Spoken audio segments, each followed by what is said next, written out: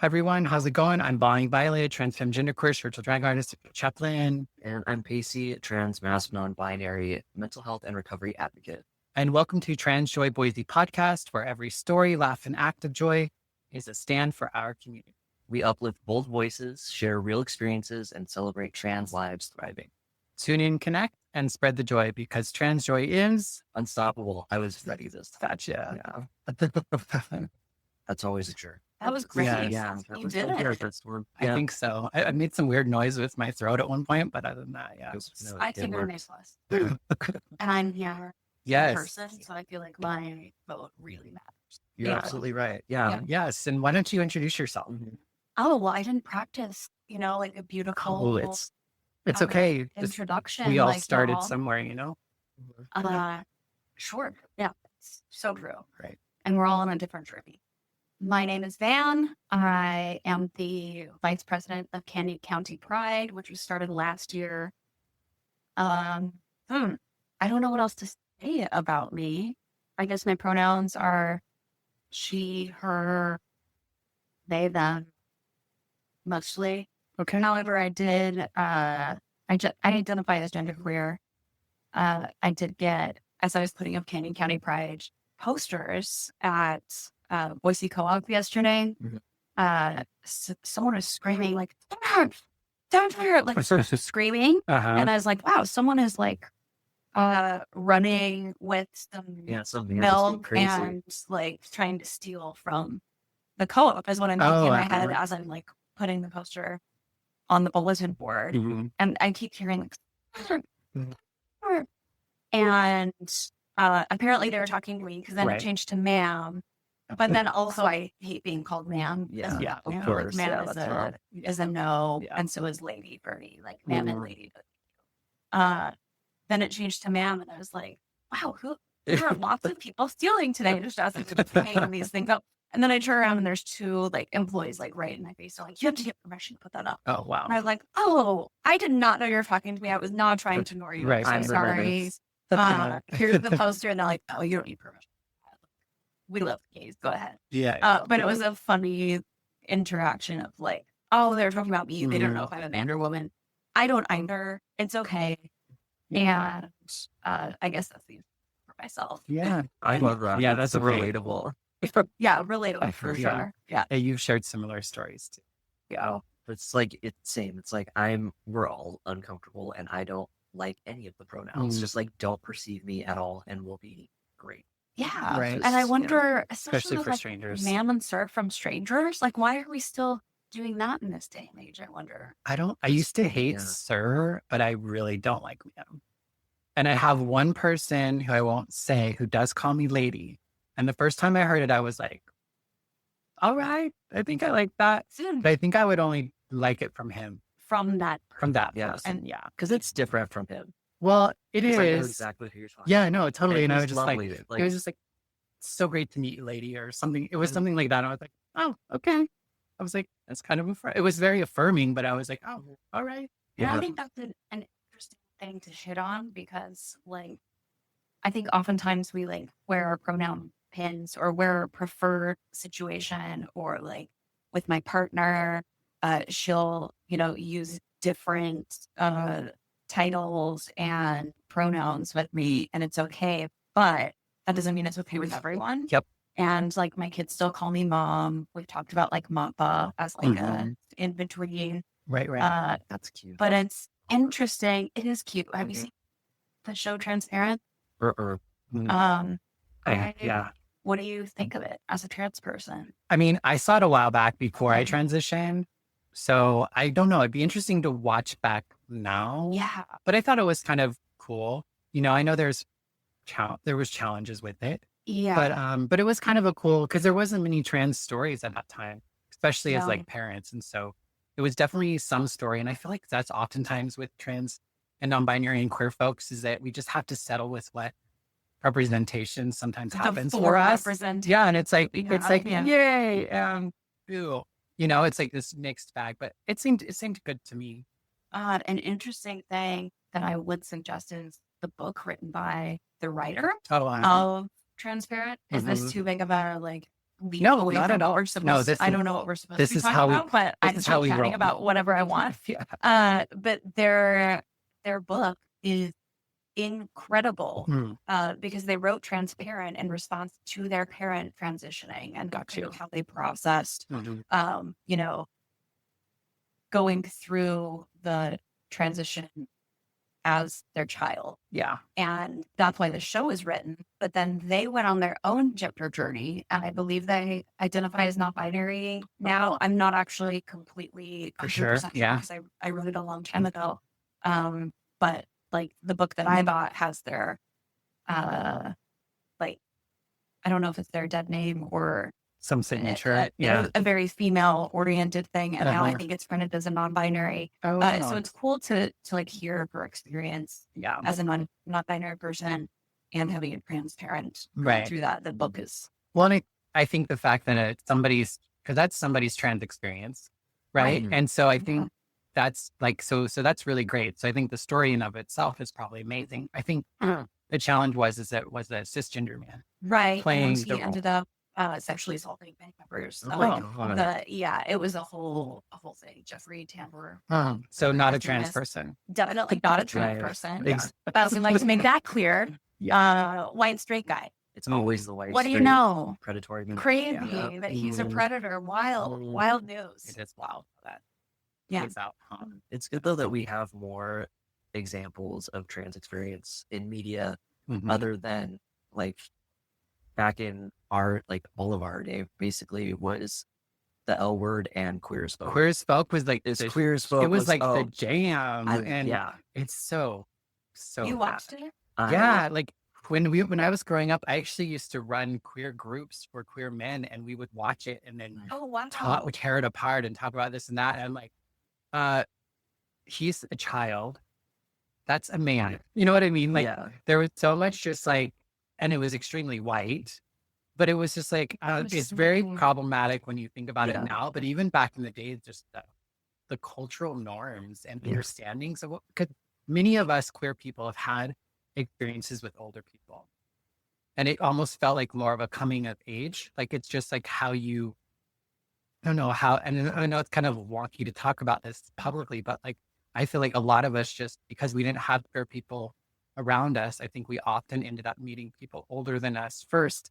And that's kind of the beginning of our queer experience. And so to see that now, it just feels icky. You know, at the time when you're that age, you just think it's cool. And you don't really think about the dynamic. But now to look back and think of like a 17-year-old and a 30-year-old, it's not cute by any stretch of the that's definitely not. But even like, but you just don't think about that. That's more accepted, I think, for the queer communities, aside from it being like Justin being a minor. But the show, there were several things in the show that aged very, very poorly. But at the time, like it was revolutionary. Like there was nothing like it before that. Just to be able to watch queer lives on, it was just like unlike anything I had ever seen at the time. I never even watched the final season because it had come up in the UK first. But did you see the most recent version?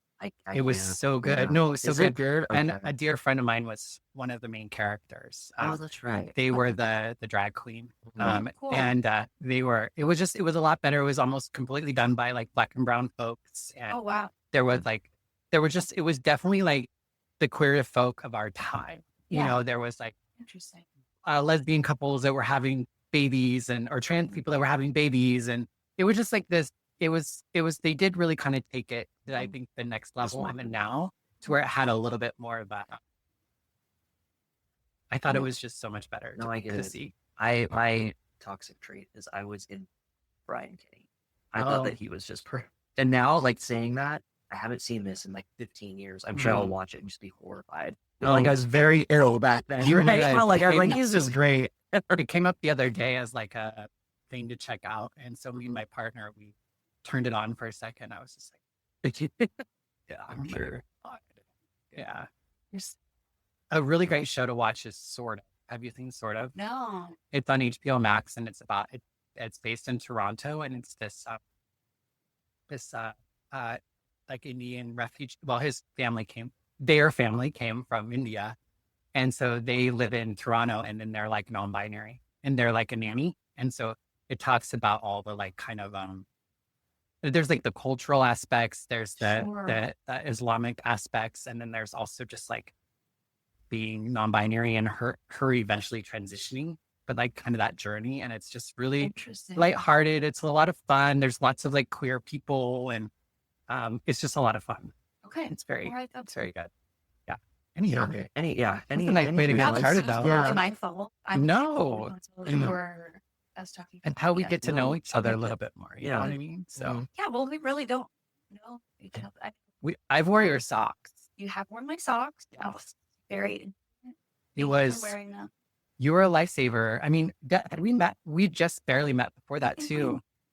We met at the river, the lake, the river, the water. Was that when we first met? Yeah. Before the march. It was just before the march. Oh, yeah. I believe. And we were like out of the water. Yeah. Out there. Yeah. I think that's when we first met. So we met one. Yes. And then it was the trans march. And I forgot to wear socks. And I was in those big old boots. Oh, they were gorgeous boots. But my feet were dying. And you were like, here, take my socks. And you literally took them off your body. And I was like, no, wait, you need them. And I was also like in a lot of pain. And so I was like, okay, thank you. Well, I was always taught in church, like you're supposed to get a shirt off your back. And I figure it rainbow socks to the socks. One and the same. Yeah. No, totally. Stay with us. We'll be right back. Trans joy is resistance. Trans joy is community. Trans joy is here with our weekly social support group. Join us for a welcoming and affirming space where trans, non-binary, and gender diverse individuals can connect, share, and support one another. We will have peer-led discussions, social connection, and mutual support in a space where you can be heard, celebrated, and uplifted. No RSVP needed, just show up and be you. We'll gather every Thursday from 5 to 7 p.m. at Roots Market. For more info, click on the link in our show notes. Maybe something I decided to keep from church is like be kind to people. Yeah. It's so beautiful of like leaving the church, right? And then still using the teachings, but in a way of giving rainbow socks to someone at a trans march. Totally. Like, fuck yeah, I love that. Yeah, it's back to Sunday school. Well, and I feel like, I was a lesbian wearing Nike Air Max, so like my feet are fine without socks. Yeah. Well, and we ended up getting in a car, didn't we? And like we rode to the next place, but it was still kind of like it was still too much for you. Yeah. Because you still had to stand when you got there. Yeah. You looked great. You were a lifesaver. Well, you were. And that was kind of just so good. Beginning of us knowing each other at least. Yeah. Yeah. How about Preston? When did you meet Preston? I think that was the same. I think we met at the march as well. Yeah, because we went and got food after. That's right. At Perea. So it's been a very short amount of time, really. Yeah. Pacey. Yeah. Oh yeah. Yeah, we. I don't even. I'm probably the worst. I'm like, all right, they're Pacey on camera, and then I'm the one. Yeah, it's fine. It doesn't even matter anymore. Yeah. So tell us about Canyon County Pride. Wow, I can talk about this all day. So you'll have to like maybe guide me because this really is one of my many passions. Okay. Well, how about tell us about how it started and how successful it was last year. Okay, so you want me to brag at the success? Fabulous. I can do it. I do. Absolutely. Awesome. Yes. Well, it's interesting. So I have a trans son. When we first left the church, we moved to Nampa, and so basically knew no one because we were so used to like moving somewhere and having a church community. Right. And that's kind of what you lean on as church folk. Yeah. I don't know if it's in other religions, but that's like what we would do. We would move somewhere, find our church people. And especially, I think, in the Mormon religion, because it seemed like it's at every level. It's at work, it's at school, it's like who you hang out with. It's like I've always noticed I was non-Mormon, so I wasn't cool in my little hometown. The cool kids were Mormon. Okay. The cool bad kids were Catholic. And then I was just not. Just you. I smoked by in the Catholic church, but yeah, like so that was one thing I noticed with Mormons as well, and always thought it was great. Like Mormons tend to be like really close family oriented, and that seems like a really awesome value, like looking at.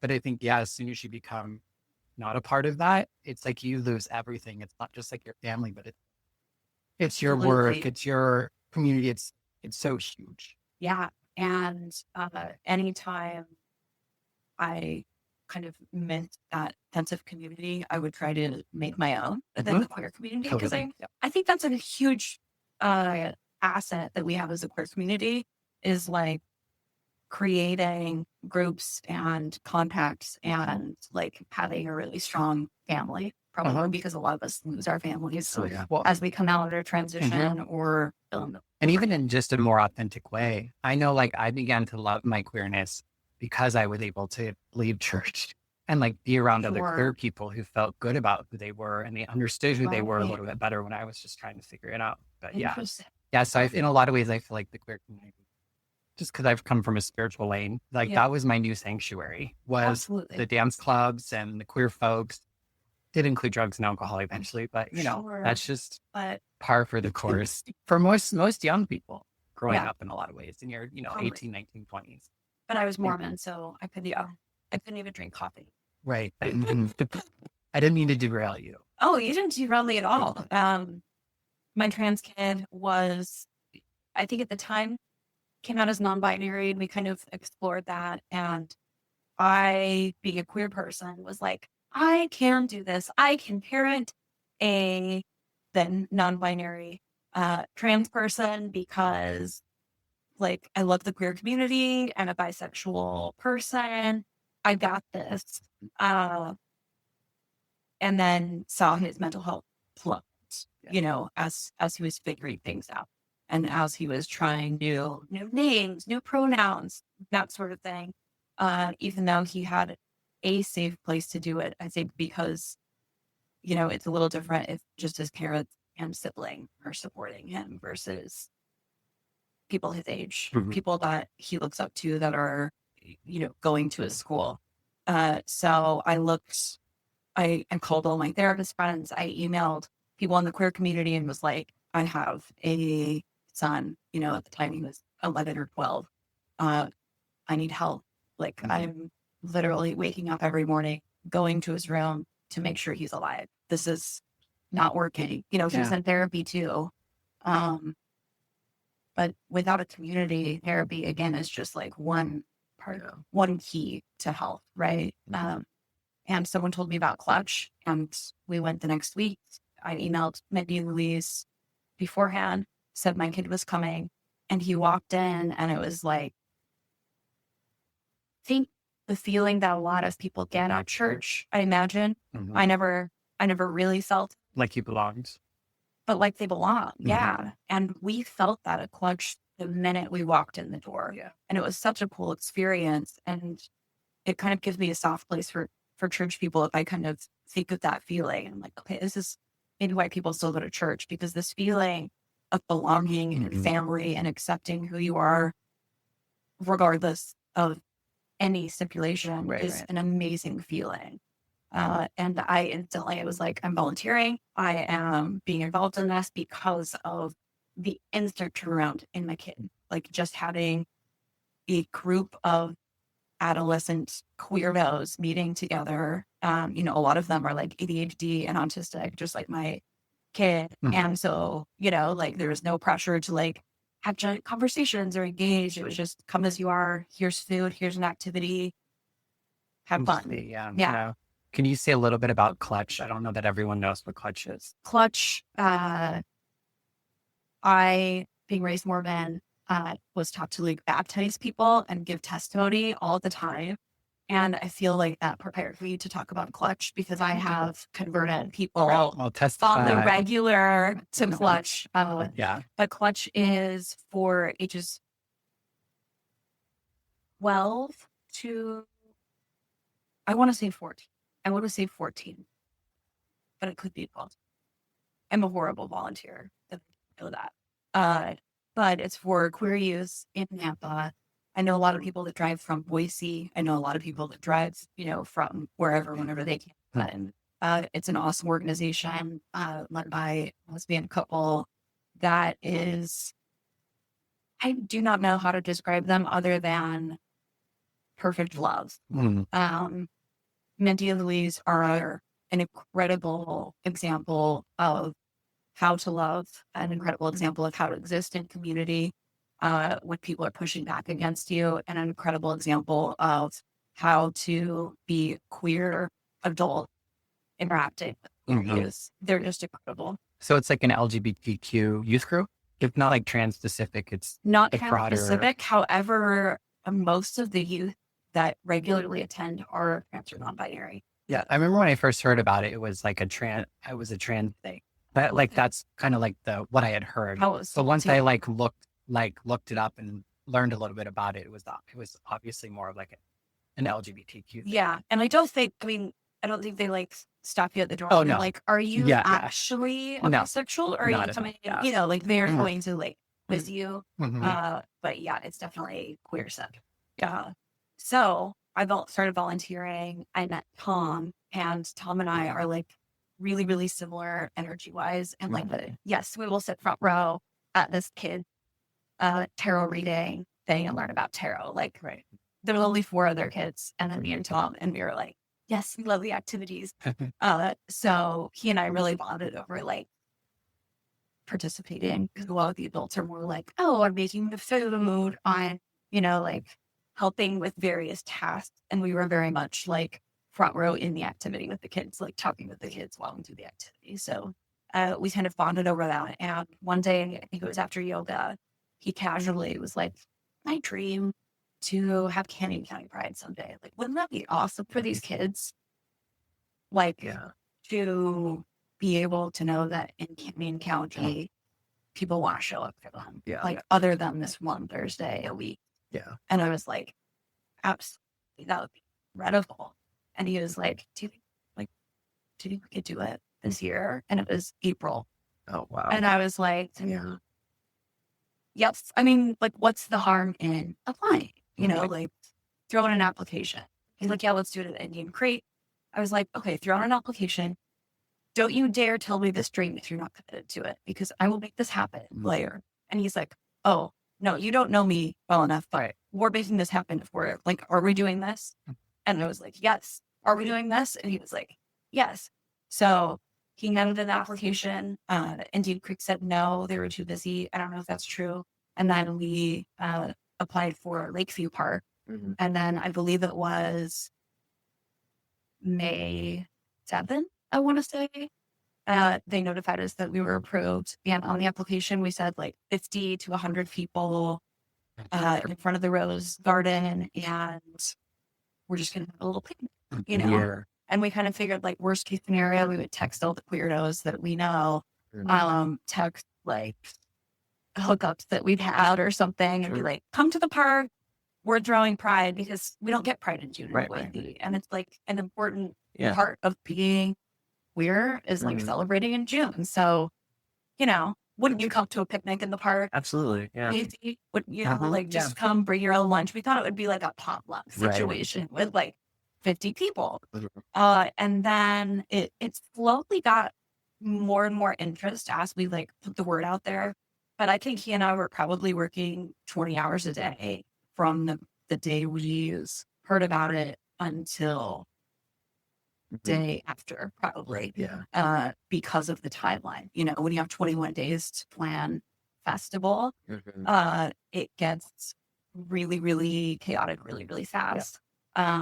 So it sort of progressed. We had these ideas. We met with sponsors. We were basically doing as much as we could. And then the mayor came out with her completely bigoted, homophobic press release. And of course. Of course, which is so sad that like that's the of course, but you're right, of course. And basically said like, well, we would not let you do this, but unfortunately the First Amendment exists, so we can't do it. Our lawyers say we have to let you be here.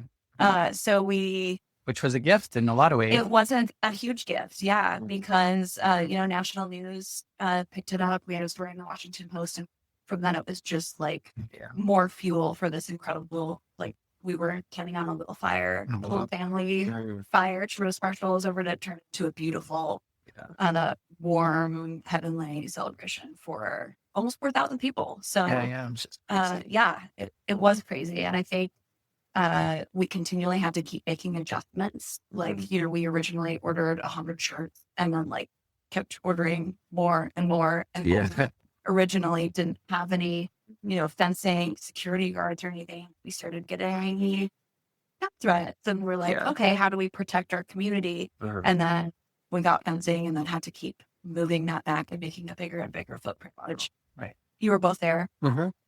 As it was completely packed. Like people were sitting on laps type of a thing. So it is good to know that we have about 3 times the amount of space this year. So it will probably be another packed house, but at least you won't have to, starting then. And I just want to make it clear for everyone listening who isn't local. Canyon County is not it's not a friendly place for the queer community. So like that's why this is such a huge deal. It's because this place, like I remember first hearing about it, I was like, there's no way that's gonna happen in Canyon. Like I don't go to Canyon County unless I have to because you're not safe. I'm not safe there. No, absolutely not. So the fact that you guys were able to put together this festival such short notice and have it be so wildly successful and get like national news is unbelievable. It's incredible. And I think if people knew like what Canyon County was like, they would truly understand like the obstacles that you had to get through to make that happen. Yeah. Well, thank you, Pacey. The obstacles felt really scary and really big at times, but anytime any sort of obstacle would come up, like, at first we were saying bring your own food and water type thing. And then I was like, I don't want someone to get heat stroke. We now have like thousands of people showing up. Like I'm worried about water and I would like stress out over it. I'm sure. Like at 7 p.m. I'd be like, I have to stop working. I have to be with my family. And like, what am I going to do about water? Like people are going to get dehydrated and pass out. I didn't want that. The next morning I would wake up to an email saying, hey, my name's Erin. Shout out Erin. My name's Erin. I was wondering if I could provide water to the whole festival for you. Like it would be just all fell into place. It would be wild things like that are like obscure, tiny things that I would need to get done and have no idea how to do it or where to even start, like down the path of figuring it out. And then I wouldn't I don't have the time to like go down the whole path of figuring it out. And someone would just email me or text me or, fill in the blank being like, do you happen to need 5,000? Fill in the blanks because I would like to donate that. I'd be like, it's just unbelievable. Wild. That's so cool. And it was really cool. It was a cool feeling to feel completely aligned in what I was doing because the job I was doing at the time was not that. It was very much like, I'm doing this purely so I can feed my family, and feeling how it feels to be aligned and like what I'm doing for work was an amazing experience. So cool. When I think that just goes to show you too, when you're doing something that the community really wants or is ready for, everything just kind of comes together. We had a similar experience with the march where we just had to say, let's do it. And then all these people just came out of the woodwork because it was like, now is the time for this to happen. Absolutely. So I definitely know. I've been being an organizer over the years. That's usually not, oftentimes that's not what happens. Really? You have to, oftentimes I feel like you have to I don't know, you have to try to sell the idea of Canyon County pride, right? But people were like, no, you don't have to sell anything. Like, duh, no, that's a no-brainer. What can I do? You know what I mean? Right. So I think that's something that just really speaks to the timing and everything. I think there's some things that are created that just when it's time, it's time. Yeah. And all you got to do is just kind of show up for it. Not to say that it's not a lot of work or whatever. Sure. But it's kind of a cool feeling, especially when you have so many people coming at you on a national level or with death threats, all these sorts of things that are the extreme opposite too, right? Because you've never probably experienced that before that. You know what I mean? And so now you're getting these both worlds where you have people that are just here you go. And you have other people who are like, I'm going to kill you. Yeah. It's definitely dual, holding the duality of that is an interesting for sure. To go on what you were saying about Canyon County, maybe I can share a little bit about my kid and just the pushback that I've had as a parent, and that he's had existing as a trans and queer person throughout the years.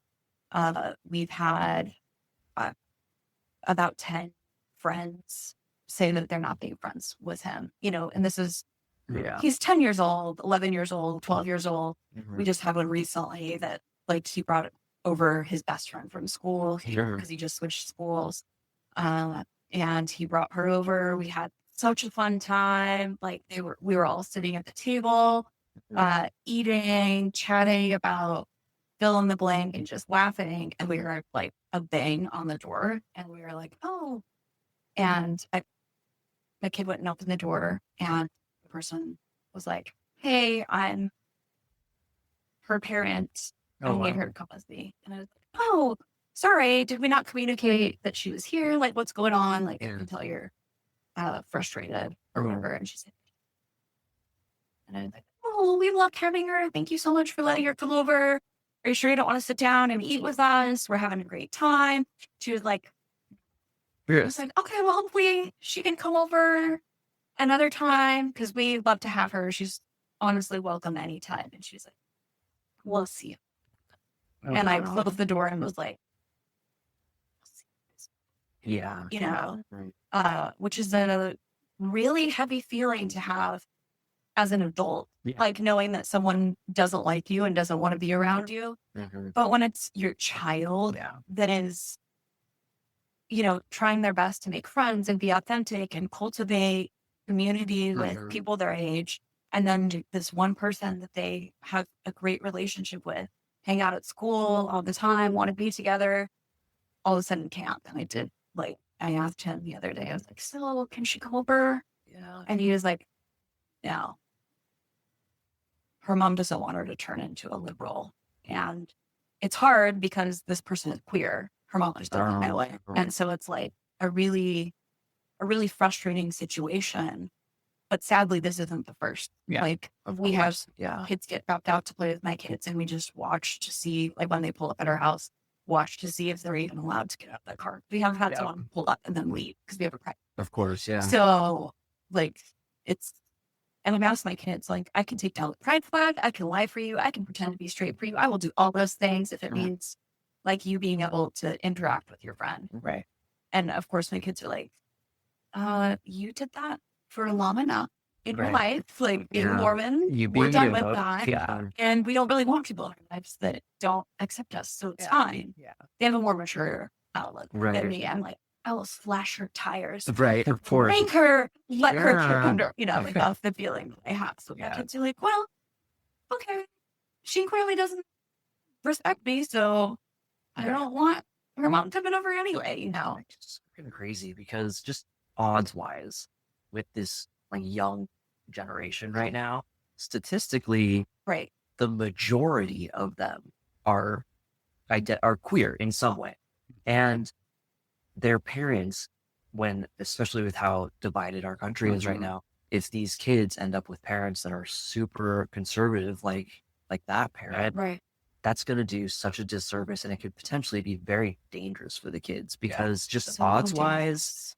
they're going to end up with kids that will identify with the pride flag in one way or another. Well, in the queerness, the more narrow you make the status quo, less people are going to fit into that period, and I think younger people, and in general, I think people are starting to really value being authentic. And they're like, I don't fight, I might even see myself still as a man or a woman, but I'm not that kind of man or woman, or that's not how I feel like I have to express myself in order to be a man or a woman, which automatically then kind of places you in this queer space. I think kind of like what we were talking about in the beginning, how people assume that maybe you had he and pronouns, or maybe now, or they didn't know, right? And so I think that's one thing that's happening now is if you're outside of that very narrow status quo, then you're automatically queer, whether you are or not.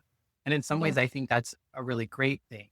And I think it does then I think it's just causing a lot of people to really be confronted with what it means to be perceived as a queer person or somebody who's outside of the status quo. Yeah.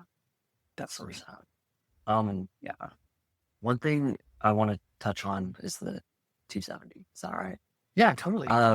Yeah, I mean, that's thanks to Canyon County Pride. Exactly. Yeah. All right. So we've talked about on the podcast several times, HB 270. It's the indecent exposure bill that is already in effect. And the incident that kind of sparked all of this happened at last year's Canyon County Pride. The alleged.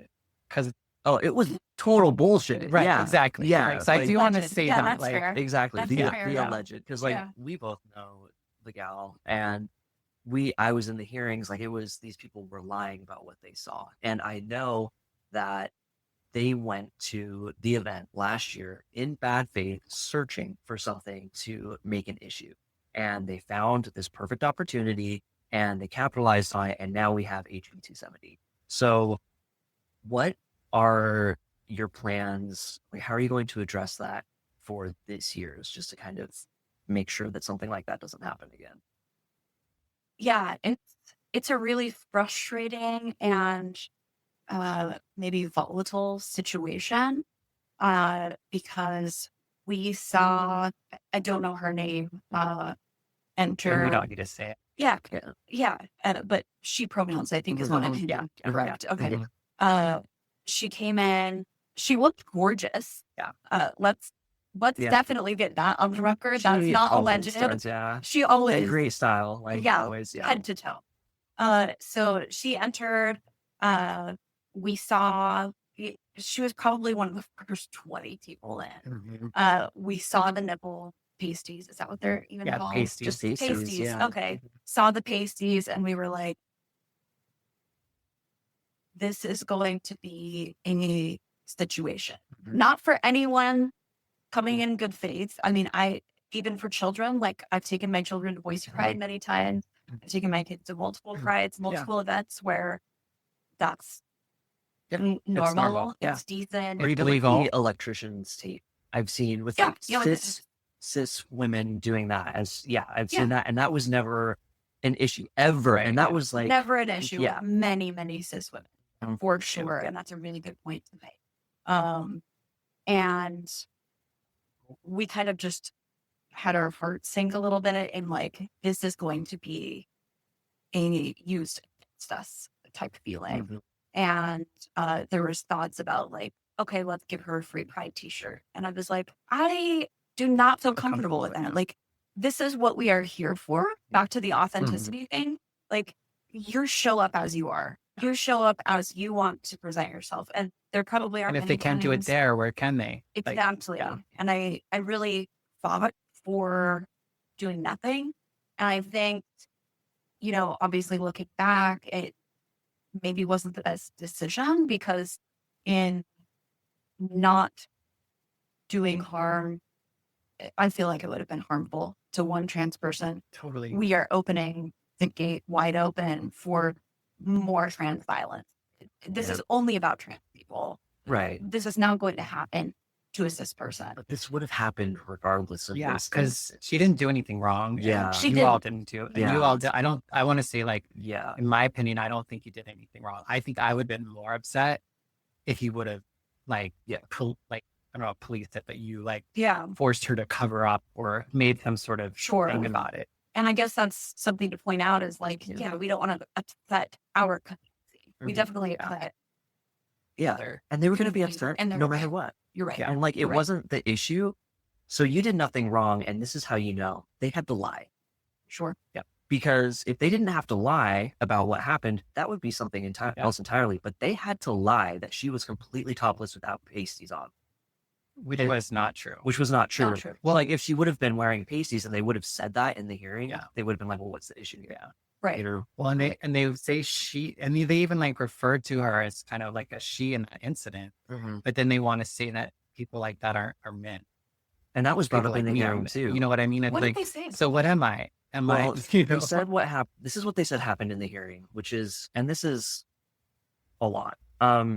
They said that this woman was topless, and the guy who was so offended by it was talking to the cops and was like, why are you allowing this to happen? Like, why are you allowing this woman to walk around topless? And the cops said, oh, well, she said that he's a man and that he could do that because he's a man.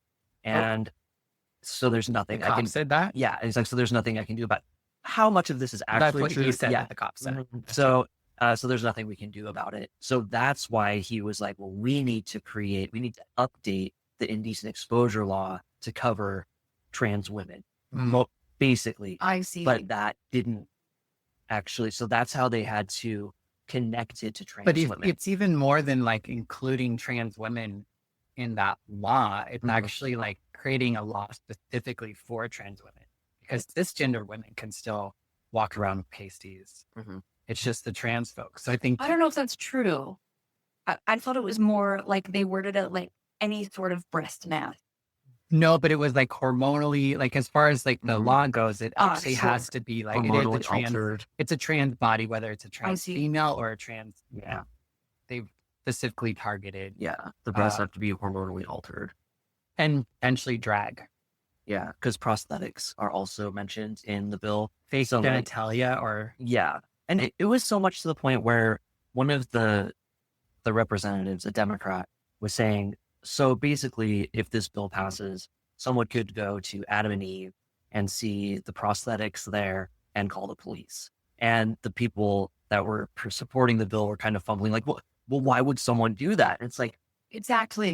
They could, though. They could. And like, but then the burden falls on the police to determine what is appropriate and what isn't. So in this instance, I feel like a Canyon County police officer would most likely agree that trans in general is offensive and would warrant a charge. I, having met with the Canyon County Police multiple times, it pains me to say this. Like, it pains me to defend the police, because I think the only argument Tal and I got in last year was over police presence. And I was like, absolutely not. We are not having police at Pride. No, no, no. And was like fighting to the nail. Like, you are a cis white dude. Yeah. I don't even know if you should like have a say in this. Like, we have like the majority of people in Canyon County, especially now with the administration and ICE going into effect, like, they're scared. Yeah. Like, you don't know what it's like being a rich white cis dude. So, really pushed back. It ended up being like, after so many threats, that it was like, okay, you have to. This is like, we might lose people attending, but we don't want people attending. We can't keep them safe. So like a compromise of we hired private security for interior within the walls, and so the police could be outside. Right. So if anything major did happen, they would be able to get there quickly. And there's really only so much of that you can control as an organizer, as far as like police presence or that sort of thing. So it's like the best you can, the way, if you can work with them and kind of figure things out, that's better than just being like totally. Yeah. And it still pains me. It's so I will say that, but as I say that, it pains me. The last meeting we were in, I want to say the last meeting, maybe 2 meetings ago with the police, we were chatting. I won't say the specific police person, but a higher up police at Canyon County. And he's the one that brought up a couple of these, like HB 270, a few different laws that had recently come into effect that are unenforceable, basically bullshit laws. Brought that up, and we started chatting, and he was like, these laws are making my job a nightmare. Like, this is not forcible. This is not a well-written law. Like, it's hateful. And they're very like, broad. Really, yeah. It brought that up, and they were really like, and we asked him point blank, like, so will you be even looking for indecency at Pride? And he was like, so that's information. Do I think you should be like, oh, yeah, let's go party with the police? Absolutely not. But that's information that I have from a perspective of meeting with the police multiple times. And the police have been amazing to work with. That's great. And they've listened to our concerns. That's so surprising. And it's such so a surprising. Pleasant surprise. Yeah. Yeah. And that being said, like, we brought up, we met with Mayor of Nampa, police chiefs, and a few other like higher up people in Nampa, I don't know, a month or two ago. And we brought up like, hey, a majority of our population is Latinx. Like a lot of them are concerned, like coming out of their house, they could get arrested. Like they're just concerned for their overall safety. And then you add being queer on top of that. That's like a double whammy, right? So like, can you help us understand how to navigate this difficult situation? And they were like, oh, they don't need to even worry. Like, they don't even need to worry about that. They'll be totally safe. And we were like, okay, that doesn't feel good. Like sitting in a room of white people, you know, like. Well, given their history, because it's still the same mayor as last year, right? Yeah. Yeah. And I bet she's just delightful to work with. No comment. Yeah. But anyway, there's that information about this. Okay. So you take it with what you will. Yeah. Has the law or anything changed how you're going to approach things this year? Is there any information that people need to know? Yeah. We are going to enforce a t-shirt policy. Mostly, you know, not because we want to monitor what people are wearing by any means. Obviously, like you don't have to have a full-on t-shirt. People that want to wear a tank top or spaghetti strap or a tube top or whatever, and that's fine. But it's mostly to avoid those situations that are completely taken out of context, out of proportion, which, you know, we believe will ultimately protect trans and non-binary people because of last year. So yeah, wear a shirt. It sucks. We obviously would love it if we didn't have to have security, didn't have to have the police, and didn't have to have dress code. Yeah. But here we are. Yeah. And it's difficult to say, and if that, you know, makes people uncomfortable to not come because they can't be themselves, we get it. And I think that's something to note too, is that like it's been a difficult decision process. Of course. And we not only have to think of, you know, the 4,000 to 5,000 people that will be in attendance, but the law that is going to affect the entire population of Idaho. So not only that, there are going to be people there that are there for the exact same reason as last year. They're going to be trying to find something that they can use as an attack on the community at large, and like something that they could introduce into legislation next year. Because I really believe, and I know I'm not alone in this, that the bills that are introduced next session are going to be even more aggressive. So I think any opportunity that they can send people in and try and instigate issues is just going to be the evidence that they use for their aggressive bills next session.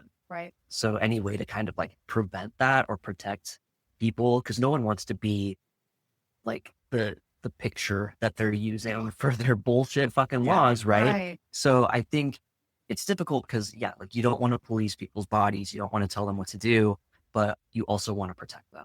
Totally. So it's like, because the alternative is to not do anything or, you know, whatever. And I think the thing that we wanted most importantly, like to have this conversation, was to kind of set people up who are planning on going to really know what to expect. You know, the police will be on the outside. We're really not sure about ICE. Well, we do have more information on that. Okay, cool. Updated. Like, I wasn't just like, oh, yeah, I'll just tell them that they're safe. No. White people for telling me to tell our Latinx community that it's fine. Like, I will totally do that. No, we don't. Like, no. We talked with the ACLU. We have multiple meetings. We're going to have Know Your Rights people there. We're going to have, various legal witnesses. Legal aid. We are going to have multiple legal witnesses, not just for, you know, the Latinx community, Black and brown people. When it comes to police presence, but we had a fairly large lawsuit come out of last year with one of the protesters and anti-protesters. So just having legal observers there will protect everyone. I assume, I hope. Again, hopefully none of this comes to fruition, but with the environment that we're in, these laws, like, we're just doing our best and our due diligence to make sure that we can protect people as much as we can. So it's gonna be really fun. What day is it? June 8th. June 8th. It's a Sunday. It is a Sunday. It's going to be from 10 to 6, and maybe I'll share this now. Bonnie Violet. Sure. Why not? Yeah, I'm good with that. We are going to open Canyon County Pride with a church service, which seems kind of I don't know, off-brand for queer people and church. But there's still a lot of queer people that value connection with God or Christianity or fill in the blank with interfaith. Yeah. And we have the Satanists. We have what would you call their like? I'm trying to remember. Energy. Yeah. Work person. Yeah. We have a amazing. I can't remember like their actual title though. Yeah. Or like spiritual. Like a spiritual person. Yeah. Like, like but more having to do with like the elements and all that sort of stuff. Yeah. So we're definitely doing what we can to have like a diverse representation of like spiritual experience, to kind of like merge this kind of like service to happen in the morning. And so for folks who want to come up with that sort of thing, which I think is also a great response to, because there wasn't like a city council meeting or something where a lot of the religious folks actually spoke very against it. So it's kind of nice to have folks who are in support of it be a part of it as well. Totally. Yeah, we have multiple faith leaders from 2C participating.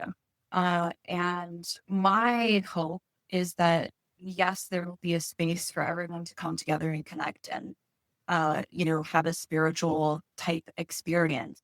But my hope is also that people will come and maybe be healed from some of their religious trauma. I have backpacks full of religious trauma that I carry around. And last year, a lot of my religious trauma was healed because Pastor Rob canceled his church, brought his congregation to walk people to and from the parking lot so that they could like put umbrellas up and protect them from hecklers and protesters and bigots. And that's the thing. His congregation showed up. A lot of communities of faith are the ones doing a lot of the work. Last year when I did the Drag is Not a Crime fashion show, it was completely funded by different, like mostly with almost predominantly all like religious groups and institutions that funded a Drag is Not a Crime all ages fashion show. Amazing. Do you know what I mean? And so I know also the religious community really responded to Kenton County Pride as well too. Yeah. And it definitely surprised me, I think, because in my mind, and in my body, I still carry so much religious trauma that it was almost like, I don't know if I should even trust you. Like, this is like confusing. I'm still there. And and I think that's okay. Like, please don't come to the church, like what are we calling interfaith church service? Yeah. I don't even if you're not even comfortable, like, with any of that. Well, totally do. Church is a trigger too. So what do we call church? No, it's not. I'm not at that level. That's fair. One thing that I think is going to be interesting, because before I resigned because of like the transphobia, I was a minister in the Satanic Temple because I was involved in their sober faction. Like I did a weekly meeting for grief in recovery, and you're taught, or back then you were, that if you're in TST or you're a Satanist, is to not advertise it when you're at events or protests, because it will take the attention off of the focus, and people will be like, oh, like for BLM. They were discouraging people from going to the BLM, not from going to the protest, but from wearing like a Satanist.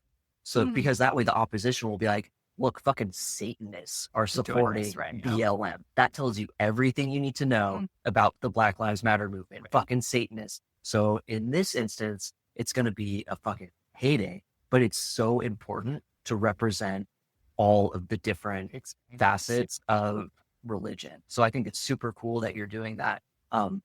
That's just, I think it's going to be powerful.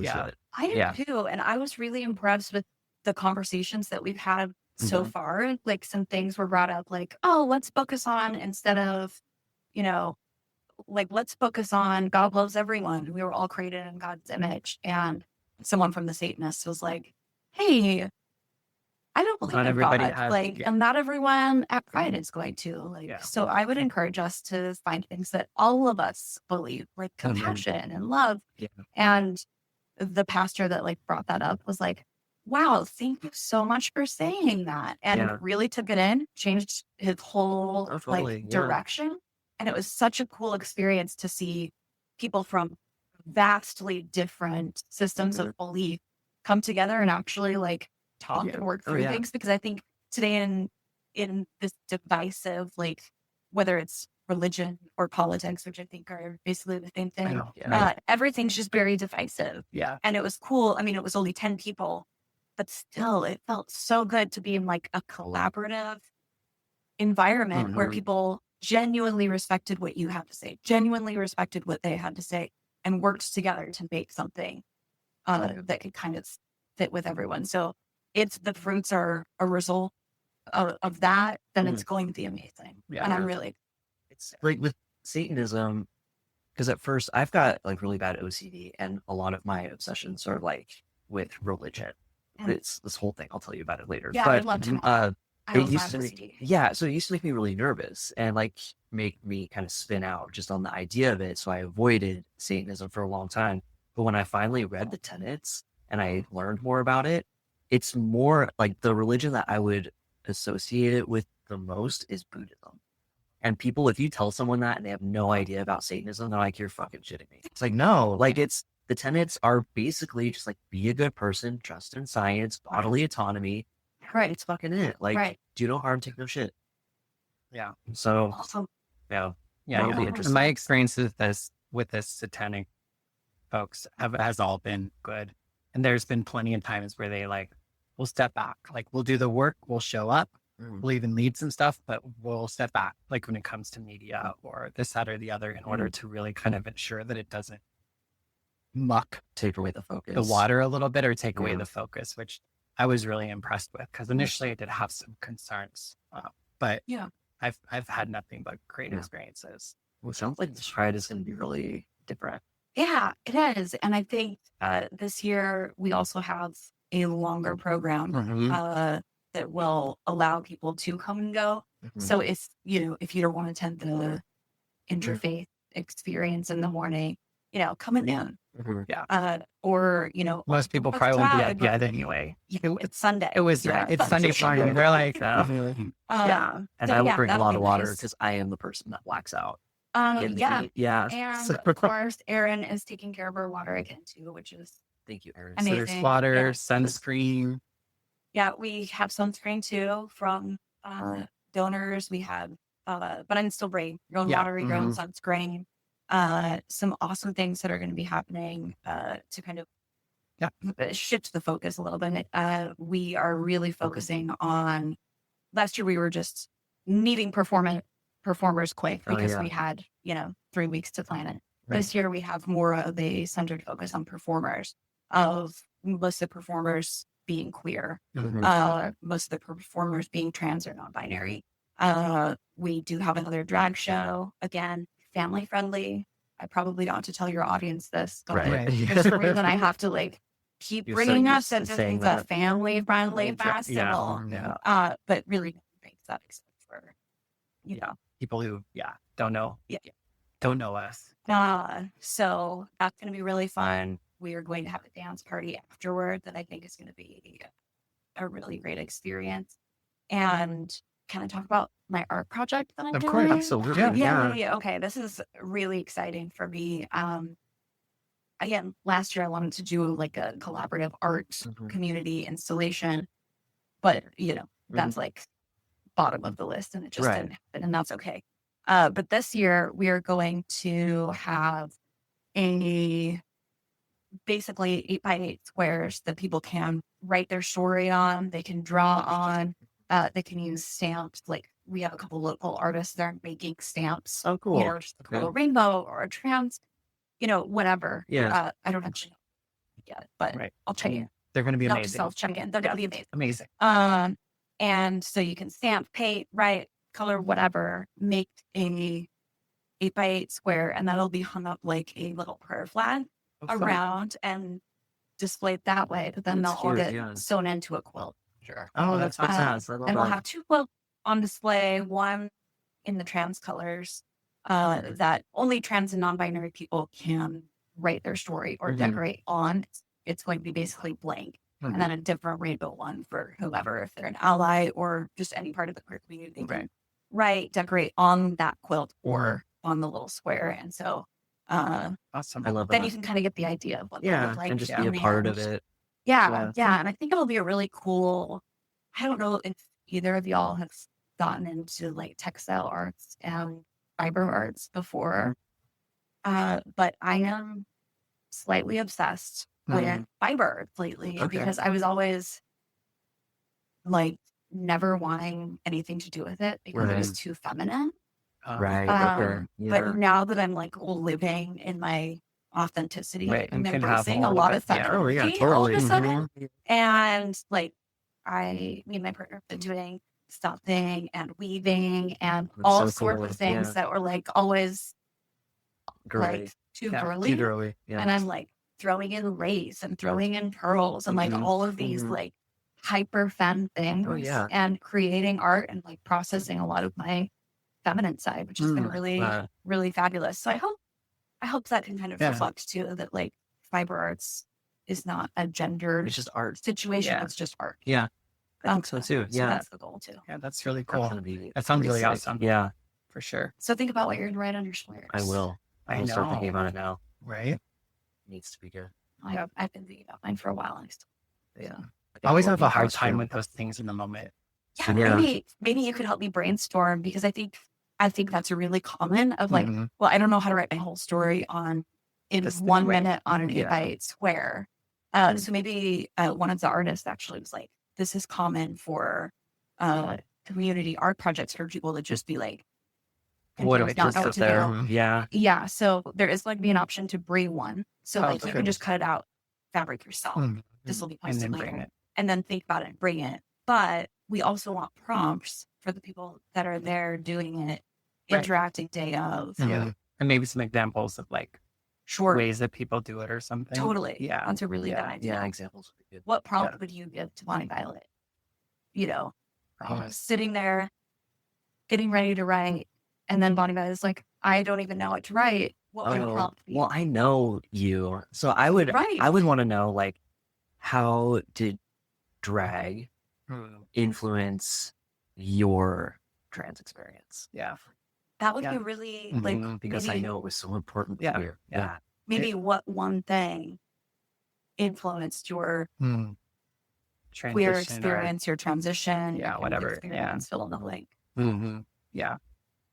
That's a really good idea. Thank you. I'm adding that. You'll have to wait to read it. Absolutely. Yeah. You have to wait to read it. I'm not saying it here. I'm not saying it now. What a teaser. Oh, right. You've said it in I have said it past episodes. I have. More than one way. I got in as we were making coffee. Oh, a little bit of my drag story. Yeah. Well, was there anything else that you wanted to kind of bring home or reiterate either about Canyon County Pride or? Sure. We just installed a billboard yesterday, and I imagine just because I've got a few texts that it's going to be divisive.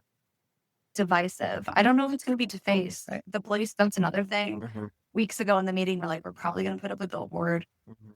Like, is this going to be awful? Like, what are your thoughts? And they were like, oh, send us the address and we will have a police drive by every so often. Oh, wow. To like hopefully protect that for you. And they were like, because it's the progress flag with the Canyon County logo on it, right? Yeah, the Pride logo. Yeah. Oh, that's so cool. That's all it is. So it's just a big flag. I think it's like a shout out to Mayor McLeod too for like for the flag thing. Yeah, flag thing. But it's been really, really cool to hear people, especially from Nampa, be like, there's a giant progress flag in Nampa. This is wild. And it's like right before you go into town where the library, the mayor's office, the post office, like where all of that is. Perfect location. You got to get a shot of like the mayor coming out or something. The flag behind. That's probably a little antagonistic. Yeah, I'm sorry.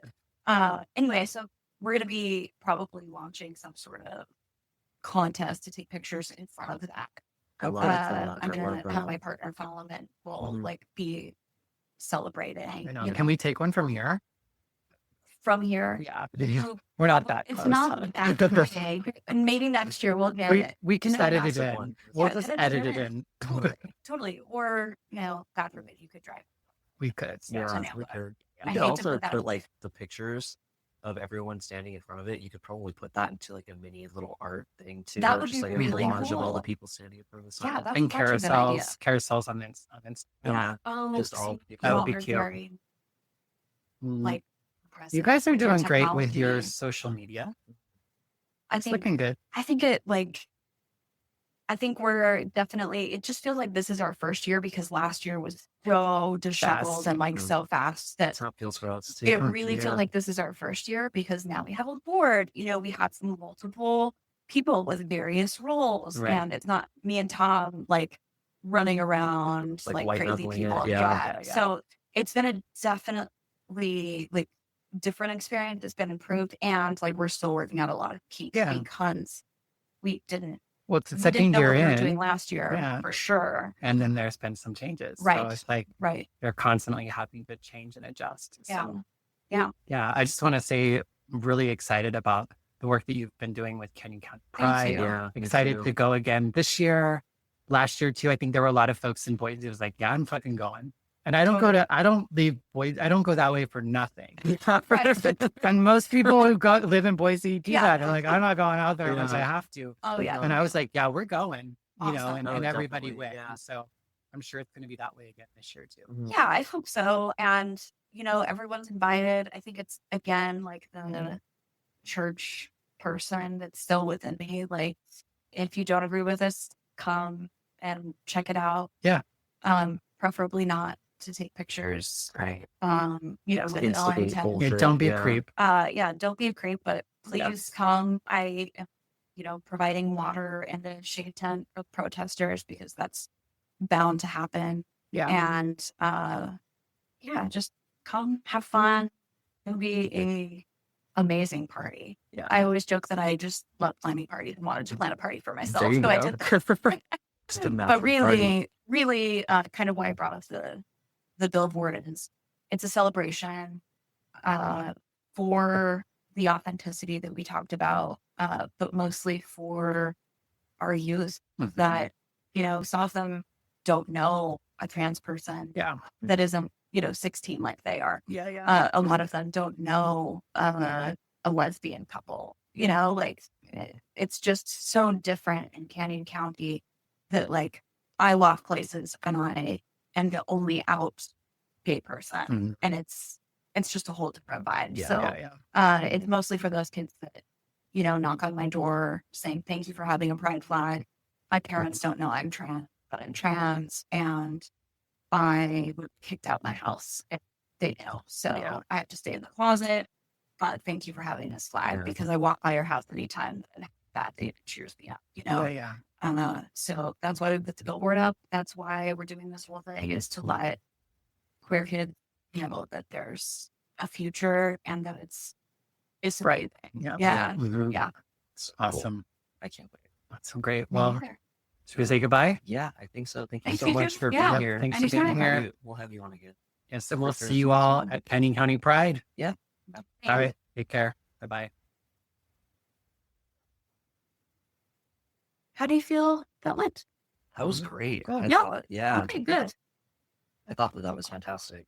Big news, Boise. We're building something incredible. A private community for Trans Joy Boise is set to launch next month. This is your chance to sign up and get in on the ground floor. We are creating a space for connection, support, and growth, and we are looking for members who want to be a part of something special and professionals passionate about hosting webinars, leading in-person events, moderating discussions, and sharing expertise to enrich the trans community. If this sounds like you or someone you know, don't wait. Fill out our form located in the show notes and help us add value to this vibrant space before we officially open the doors.